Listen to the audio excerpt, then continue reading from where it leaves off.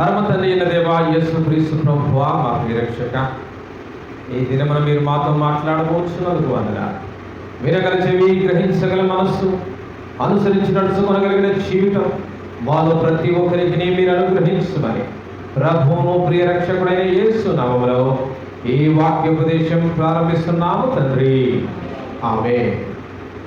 క్రీస్తునందు ప్రియులారా, ఈ నెలంతా కూడా మనము యోగు గ్రంథాన్ని ధ్యానిస్తూ వచ్చాం కదా. మరి యోగు గ్రంథం అంత సుదీర్ఘమైన 42 అధ్యాయాలతో ఉన్న దాంట్లో వెరీ లిటిల్ క్యారెక్టర్ యోగు భార్య, ఆమె పేరు కూడా ఇవ్వలేదు. ఆయన యొక్క ముగ్గురు స్నేహితులు, ఎవరు వాళ్ళు? Eliphaz, Bildad, Zophar. ఈరోజు మనం ధ్యానించబోయే మరొక వ్యక్తి the fourth friend of Job అంట, యోగు యొక్క 4వ స్నేహితుడు. నిజానికి ప్రారంభంలో మనం చూస్తే యోగును దర్శించడానికి ముగ్గురే స్నేహితులు వచ్చినట్టుగా మనం ప్రారంభం మనకున్నది కదండి. ఎవరా ముగ్గురు? ఎక్కడి నుంచి వచ్చాడు ఆయన? నయమాతీయుడైన జోఫరు అండ్ తేమానీయుడైన ఎలీఫజు, బిల్దదు, షూహీయుడైన బిల్దదు. ఈ ముగ్గురే ఇంట్రడక్షన్లో ఉంటారు.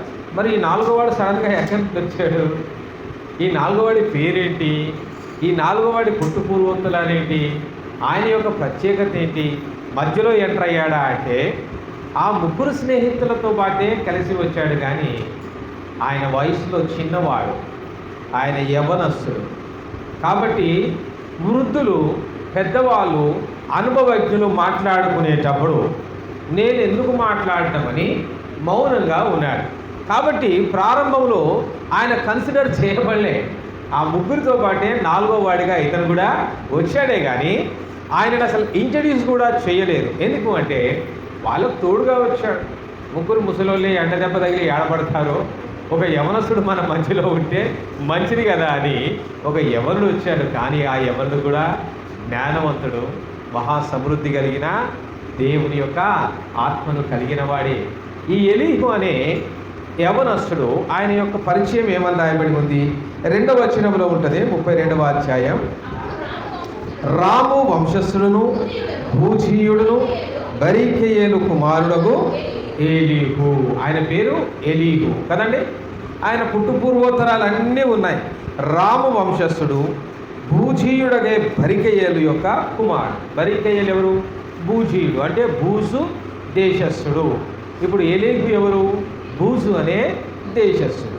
ఇదేంటండి, బూజు అనే దేశం కూడా ఉంటుందంటే ఉంటుంది. మరి బూజు అనే దేశంలో యోగు ఉన్నప్పుడు బూజు అనే దేశంలో ఎలీహు ఉండడంలో ఆశ్చర్యం ఏముంది? మనకు వింతగా అనిపిస్తాయి ఆ పేర్లు కదా. మరి తెలుగులో బూజు అంటే అది ఇంకా వింతగా అనిపిస్తుంది. కానీ యవనస్తుడు కాబట్టి పెద్దోళ్ళు మాట్లాడుకునేటప్పుడు నేను ఎందుకు మాట్లాడుకోవాలి, నేను మౌనంగా ఉంటే సరిపోద్ది కదా అని చాలాసేపు మౌనంగా ఉన్నాడు. ముగ్గురు ప్రసంగాలు అయ్యేదాకా మౌనంగా ఉన్నాడు కదండి. ముగ్గురు మాట్లాడుకునేదాకా యోగు వాదిస్తున్నాడు, ఆయన స్నేహితులు వాదిస్తూ ఉన్నాడు. వీళ్ళందరి వాదోపవాదనలు విన్న తర్వాత ఎందుకు ఆయనకు నచ్చలేదు. ఈ యవనస్తుడికి బాగా ఇరిటేషన్ వచ్చింది. ఎందుకు ఇరిటేట్ అయ్యాడు, ఎందుకు కోపగించుకున్నాడంటే దాని ఇంట్రడక్షన్ మొదటి వచనంలోనే ఉంటుంది. చూడండి, యోగు తన దృష్టి యందు తాను నీతిమంతుడై ఉన్నాడని ఆ ముగ్గురు మనుషులు తెలుసుకొని అతనికి ప్రత్యుత్తరము చెప్పుట చాలించేది. ఎప్పుడైతే ఈ ముగ్గురు వాదన మొదలు పెట్టుకున్నారు, ఎవరు? Eliphaz, Bildad, Zophar. ఈ ముగ్గురు ఎవరి మీద పడ్డారు? యోగు మీద పడ్డారు. యోగు మౌనంగా ఏం లేడు. వీళ్ళు మాట్లాడుతున్నారు, ఒక అధ్యాయం యోగు మాట్లాడుతూ ఉన్నారు. అంటే ఇద్దరి మధ్యలో ఇప్పుడు ఏం జరుగుతుంది? వాదన. ఏం జరుగుతుంది?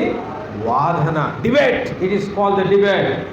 నువ్వు తప్పు చేశావు, తప్పు దిద్దుకో అని ఎలీఫజ్ అంటే యోగు అంటాడు, నేను నీతిమంతుడని, నేను తప్పు చేయలేదు, దివారాత్రములు దేవుని ధ్యానించిన వాడిని, నా కుమారుల కోసం నేను దహనబలులు అర్పించిన వాడు.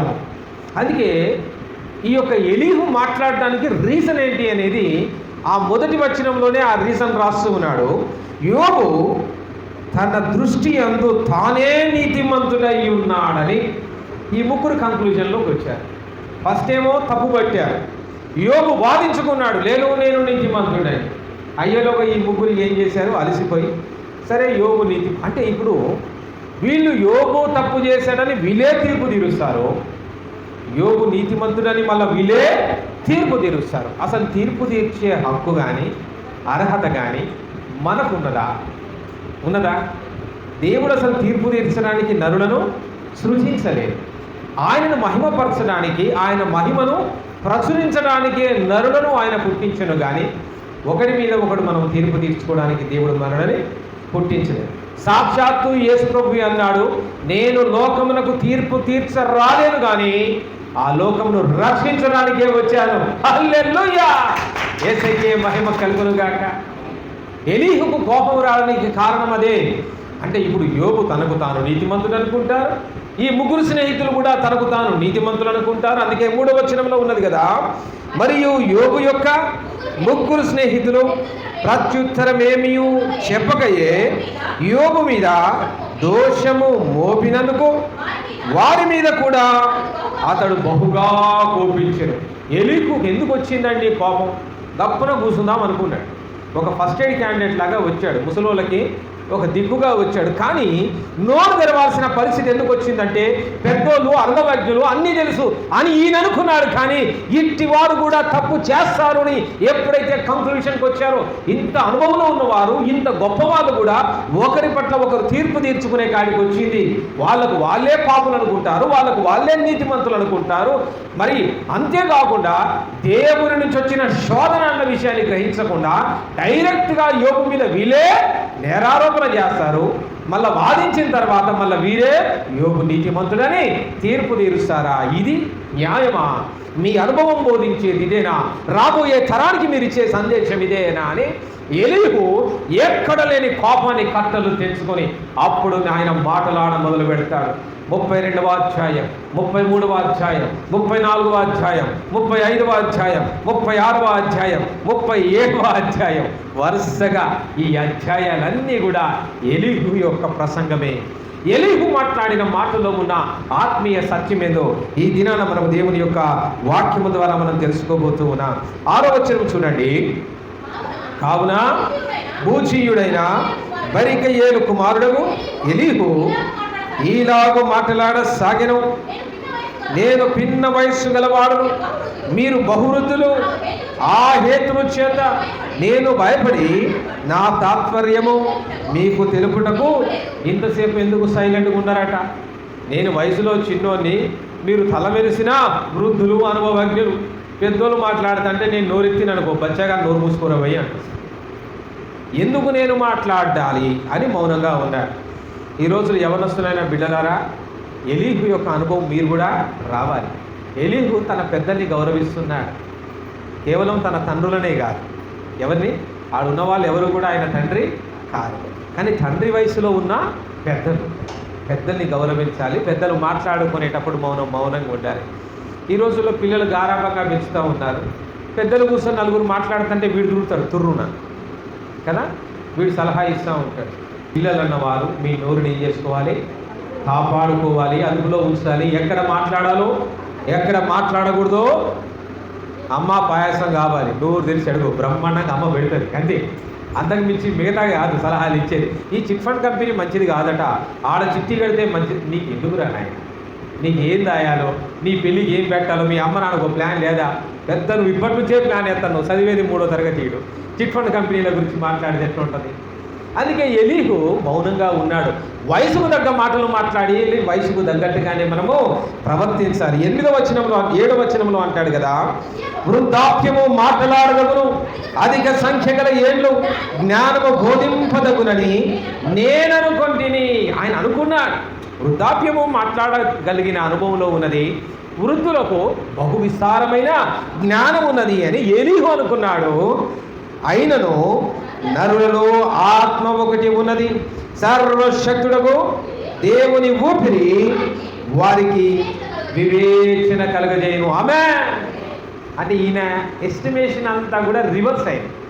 ఎలీహు ఏమనుకున్నాడంటే వృద్ధులు, అనుభవజ్ఞులు, జ్ఞానవంతులు అని నమ్మాడు. ఎలీహే కాదు, లోకం కూడా ఏం నమ్ముతుంది? పెద్దోళ్ళకి అనుభవం ఉంటుంది, పెద్దోళ్ళకి జ్ఞానం ఉంటుంది. అయితే ఈ క్యాలిక్యులేషన్ దేనికి పనికి వస్తుందో తెలుసా? లోక సంబంధమైన పనులకు మాత్రమే పనికి వస్తుంది. కానీ దైవ కార్యాలకు ఈ అనుభవం ఏ మాత్రం కూడా పనికిరాదు అని. ఎందుకు ఏం పనికి వస్తుంది దేవుని కార్యాలకు? 8వ వచనములో అనేది, నరులలో ఆత్మ ఒకటి ఉన్నది, సర్వశక్తులకు దేవుని ఊపిరి వారికి. ఆమె ఇప్పుడు ఏ వివేచన? పరిశుద్ధాత్మ ఇచ్చే వివేచనను వరము. వాడు చిన్నవాడైనను పెద్దవాడైనను వృద్ధుడైనను ఎవరితో అయినా కూడా ఆ అత్యున్నతమైన వరము వారిని జ్ఞానయుక్తంగా జ్ఞానవంతునిగా మార్చదు. బాలుడైన దావీదు ఏం చేశాడు? ఎంత బుద్ధితో ఎదురు తిరిగాడండి గొలియాతు. అవునా? వీడా మమ్మల్ని దూషించుచున్నది, మూగ విగ్రహములకు మొక్కు వీడెక్కడా, సత్యదేవుని ఆరాధించు మేమెక్కడ, దేవుని దూషించు వీడిని నేను హతము చేయడా. ఏమైతే సౌలు అనుభవం వెళ్ళిపోయింది. సౌలు పెద్ద యుద్ధశూరుడు, మహారాజు. ఈయన అన్నలందరూ కూడా యుద్ధ రంగంలో ఉన్నాయి. ఇప్పుడు వీళ్ళ అనుభవాలను వెళ్ళిపోయినాయి. It become a zero value. ఏనాడు యుద్ధము చేయని గొలియాతు పరిశుద్ధాత్మ చేత నింపబడ్డప్పుడు, అవునా, ఆ గొలియాతును దావీదు ఏం చేశాడు? ఒక్క రాయితో నేలకు కూర్చాడు. హల్లెలూయా. ఇలా వాక్యం చెప్పింది అదే. వృద్ధుల యొక్క అనుభవాలు లోక కార్యాలకు పనికొస్తాయేమో కానీ దైవ కార్యాలకు అవి ఏమాత్రము కూడా పనికిరావు అనే విషయాన్ని ఎలీహు స్వరమెత్తి ఇక్కడ బోధిస్తూ ఉన్నాడు. అందుకే 9వ వచనంలో ఏమంటున్నాడంటే, వృద్ధులు మాత్రమే జ్ఞానవంతులు కారు, బహు వయస్సు గలవారు, ఒకప్పుడు న్యాయము తెలిసిన వారు కారు. వయసు పెరిగినంత మాత్రాన న్యాయం ఉందని మాట్లాడకండి, న్యాయం ఉంటుందని కూడా ఆలోచన చేయకండి. వయసు మీరిన వారు అంత అనుభవజ్ఞులు కూడా పాపము చేయడానికి లేరా? బైబిల్లో వృద్ధులు పాపం చేసిన లేరా? పాపం చిన్నపిల్లలు ఎవరొస్తలే చేస్తారనుకున్నారా? ఆ యవ్వన ప్రాయంలో పాపం తెలిసి తెలవగా చేశాడు అంటారు, చిన్నప్పుడు చేస్తే కదండి. వృద్ధాప్యంలో చేసి ఇప్పుడు ఏమనాలా? పాపం ముసలోడు తెలిసి తెలవగా చేసినట్ట. చిన్నపిల్లలే, ఆ కడుపున పుట్టిన పిల్లలే అంటారు, బుద్ధుందా మా బుద్ధుందా నాయన ఈ వయసులో చేసే పనుల అంటారా అండి? కొన్నిసార్లు పిల్లలు వాళ్ళ తల్లిదండ్రుల్ని, వృద్ధులైన తల్లిదండ్రుల్ని ఆ రీతిగా హెచ్చరించడం నేను చూశాను. వాళ్ళ బాధ వచ్చి చెప్పుకుంటూ ఉంటారు. పాపం వాళ్ళ అమ్మనాయలు గట్టిగా అనలేని వాళ్ళు కొద్దిమంది ఉంటారు. అలాంటి వాళ్ళు వచ్చి ప్రార్థన చేయించుకుంటారు మా దగ్గర. ఎట్లా చెప్పాం? అమ్మ కదా, ఎట్లా చెప్పాం? నాయన కదా, నోరు మూసుకొని భరిస్తూ ఉన్నాం. నేనున్నప్పుడేమో ఒక రకంగా ఉంటుంది, నేను డ్యూటీకి పోగానే ఇంట్లో కోడల్ని పిల్లల్ని కడిగవతల పడేస్తుంది. కొన్ని ఇండ్లు ఉన్నాయి అట్లా. అందరూ అత్తలు ప్రేమగా ఉండాలని ఏమీ లేదండి రూల్. మీ అత్త మంచిలేదంత మాత్రాన లోకంలో ఉన్న అత్తలందరూ కూడా మంచివారని ఎలా అనుకుంటా చెప్పండి? మీ కోడలు మంచిదైనంత మాత్రాన లోకంలో ఉన్న కోడళ్ళందరూ మంచివాళ్ళని అనుకుంటావా? నీ కోడలు మంచిదైతే ఆశీర్వాదం నీకు గొప్పది, దేవుడు అనుగ్రహించిన కృప. హల్లెలూయా. మీ అత్తమ్మ మంచిదైతే దేవుడు మీకు ఇచ్చిన కృప. హల్లెలూయా. యేసయ్యకే మహిమ కలుగును గాక. అంతేగాని అందరి జీవితాలు అలా ఉండవు. అలాంటి వారు ప్రార్థన చేసుకుంటూ ఉంటారు, వచ్చి ప్రార్థన చేయించుకుంటూ ఉంటారు. సర్లే అమ్మ, పెద్ద వయసులుగా పాపం జీవితాలంతా మీకోసం త్యాగం చేశారుగా, ఓర్చుకోండి తల్లి అని మేము సమాధానం ఇస్తాం. వాళ్ళు అడిగారు కానీ వృద్ధులనే పోయి మేము కదిలించాం, పెద్దగా వాళ్ళేమి హెచ్చరించాం. యవనస్తులు మీరే ఓర్చుకోండి, మీరే ఓర్చుకోండి. ఏం ఓర్చుకోవాలి సార్? ఆమె ఒంట్లో బలం ఉన్నప్పుడేమో ఆ మొత్తం రుబాబు చేసి ఆమెదే పెత్తనం ఏంటి. ఈరోజు పెళ్ళి అయ్యి ఆమె ఇంటికి కోడలుగా నేను వచ్చిన తర్వాత నాకు అత్త అయినాక కూడా ఆమెదే రుబాబా? ఆ మొత్తం మీద ఆమెదే రుబాబు. నా అత్త చివరికి నాకు అత్త అయినా ఆమెదే రుబాబు అంటే అక్కడ ఆమెదే రుబాబు, ఇక్కడ ఆమెదే రుబాబు, ఇక నా రుబాబు లేదా? కనిపెట్టు తల్లి, కనిపెట్టు. ఒక కాలం ఉన్నది. ఏ కాలము? రాదా? అప్పుడు మంచిగా చూసుకోవాలంటే నేడన్న సమయం ఉండగానే ప్రేమించ మొదలు పెట్టాలి. కోడలు మనసు గెలుచుకోవాలి, అల్లుడి మనసు గెలుచుకోవాలి కదా. కుటుంబ సభ్యుల గర్భఫలముగా పుట్టిన వాళ్ళ మనసును గెలుచుకోవాలి. ఈరోజు నొప్పించి బాధిస్తే పెద్దవాళ్ళని బయటికి ఏమనలేకపోయినా ఖచ్చితంగా వెయిటింగ్ పీరియడ్ ఒకటి ఉంటుంది. రివెంజ్ తీసుకోవడానికి దేవుడే ఒక అవకాశాన్ని ఇస్తాడు. కాబట్టి ప్రతి ఒక్కరికి ఒక సమయం ఉంది. ఈరోజు టైం నీ చేతిలో ఉందని ఎగరబా. రేపు అదే టైం ఏమైంది? ఎదుటివాడి చేతిలోకి పోతుంది. అప్పుడు రివెంజ్ ప్లాన్ వచ్చే పరిస్థితులు తెచ్చుకోబాకు. కాబట్టి ప్రియులారా, వృద్ధులు ఎంత అనుభవం ఉన్నా, ఎంత జ్ఞానం ఉన్నా పాపము చేస్తారనడానికి బైబిల్లో నోవాహు నీతిమంతులను దేవుడే కదండి సాక్ష్యం ఇచ్చాడు. అవునా? ఎంత గొప్ప చరిత్ర కదా, ఆ తరములోనే ఆయన నీతిమంతుడు కదా. ఆదికాండం 9వ అధ్యాయం 20వ వచనంలో నోవాహు ఓడల నుంచి బయటకు వచ్చిన తర్వాత భూమిని సేద్యపరిచి ద్రాక్ష తోటను నాటి ద్రాక్షాలను ఆయన ఏం చేశాడు, పండించి ఆ ద్రాక్షారసము బాగా తాగి మత్తుడై ఏం చేశాడు. ఇప్పుడు వృద్ధులు జ్ఞానం వెళ్ళిపోయింది, వృద్ధుని అనుభవం వెళ్ళిపోయింది, వృద్ధుడు కూడా తప్పిపోగలడు. ఎలీహు యొక్క మాటలవి. దేవుని దృష్టిలోనే నీతిమంతుడని నోవాహు, but at his end age, ఆయన వృద్ధాప్యములో హీ బికమ్ డ్రంకెన్. ఆయన ఒక తాగుబోతు యొక్క ఆ మత్తులో ఆయన ఒంటి మీద ఉన్న వస్త్రం కూడా ఆయన తొలగించుకున్నాడు. ఆ ఎడిపోయిందో తెలియదు, గుడ్డలు లేకుండా అలానే నగ్నంగా పడుకున్నాడు. నోవాహే తొప్పిపోయినప్పుడు వాట్ అబౌట్ అవర్ లైఫ్? మన బతుకులు ఎంత, మన భక్తి ఎంత? ఏం మనం తొట్టిలమా? నాకు నేనే నీతిమంతుడని అనుకుంటున్నానేమో, జాగ్రత్త. అంత గొప్ప నీతిమంతుడైన నోవాహులోని అబ్రహాం తెలియని చరిత్ర.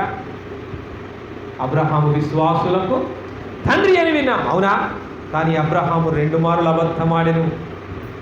12వ అధ్యాయం 20వ అధ్యాయం. ఎందుకు?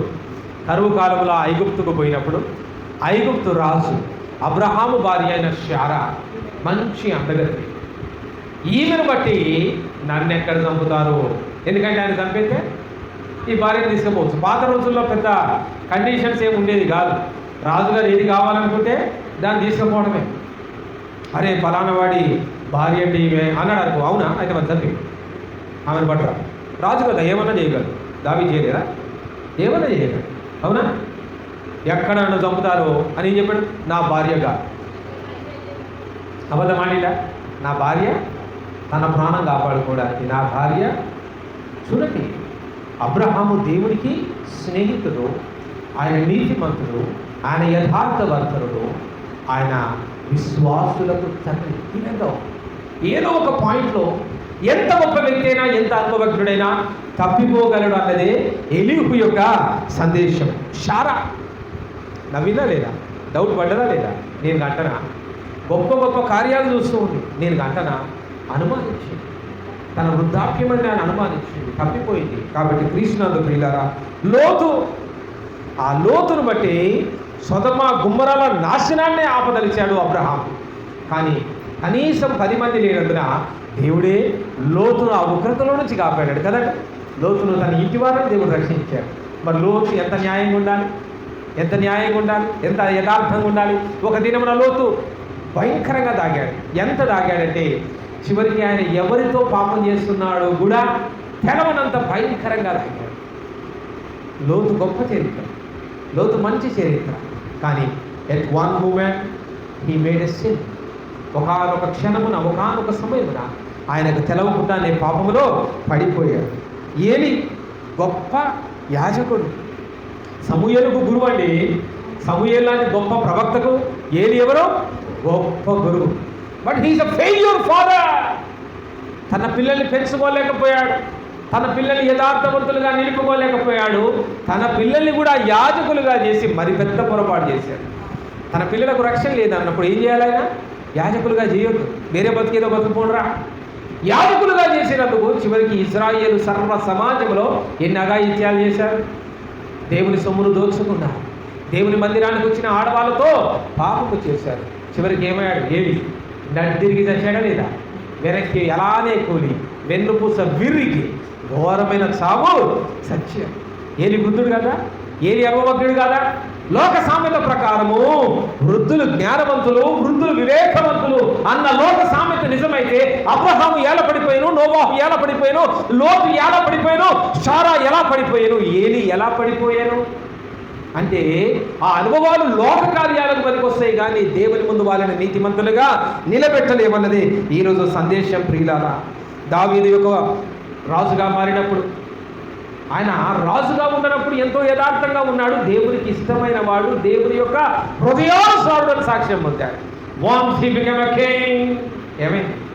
బెత్షెబా కోసం ఏం చేశాడు? బెత్షెబా భర్తను చంపి బెత్షెబాను తీసుకొచ్చి ఇలా పెట్టుకొని ఆమె గర్భవతి అయిన అంటే గర్భిణీని నేను చేర్చుకొని కాపలా ఇచ్చి ఆమెకు ఒక మంచి భవిష్యత్తుని ఇచ్చానని సర్వ ఇశ్రాయేలు సమాజాన్ని నమ్మించాడు. ఫెయిల్డా కాదా చెప్పాలి. దావీదు గురించి గొప్ప విషయాలు చెప్పిన బైబిలే దావీదు చేసిన పాపం గురించి ఎందుకు చెప్పిందో తెలుసా? ఎవడైనా ఏ సమయమైనా కూలిపోగలడు, ఎంత నీతిమంతుడైనా ఎంత యథార్థవంతుడైనా ఎప్పుడు పడిపోతాడో తెలియదు. కాబట్టి దేవుడిచ్చిన రక్షణను మనం ఏం చేయాలి? గట్టిగా పట్టుకొని కాపాడుకోవాలి. సొలొమోను ఎంత మంచివాడండి! దేవుడు జ్ఞానం, మామూలు జ్ఞానమా? సొలొమోను జ్ఞానం, ద విజ్డమ్ ఆఫ్ సొలొమోన్ అని ఇంగ్లీష్ నాలెడ్జ్ టెక్స్ట్ బుక్స్లలో ఉండి చదువుకున్నారు. ప్రపంచ దేశాలు ఆయన యొక్క జ్ఞానాన్ని గురించి చదివాయి. ఆయన వృద్ధాప్యంలో జరిగిన పొరపాటు ఏంటి? అనేక మంది అన్య స్త్రీలను వివాహము చేసుకుంట ద్వారా దేవునికి దూరమైంది. ఇజ్రాయేల్ దేశమందంతటా కూడా అన్య గుళ్ళు గోపురాలు కట్టించి చివరికి ఆయన కూడా విగ్రహారాధికుడిగా మారిపోవాల్సిన పరిస్థితి. ఏ జ్ఞానవంతులైన సొలొమోను గురించి నువ్వు విన్నావు?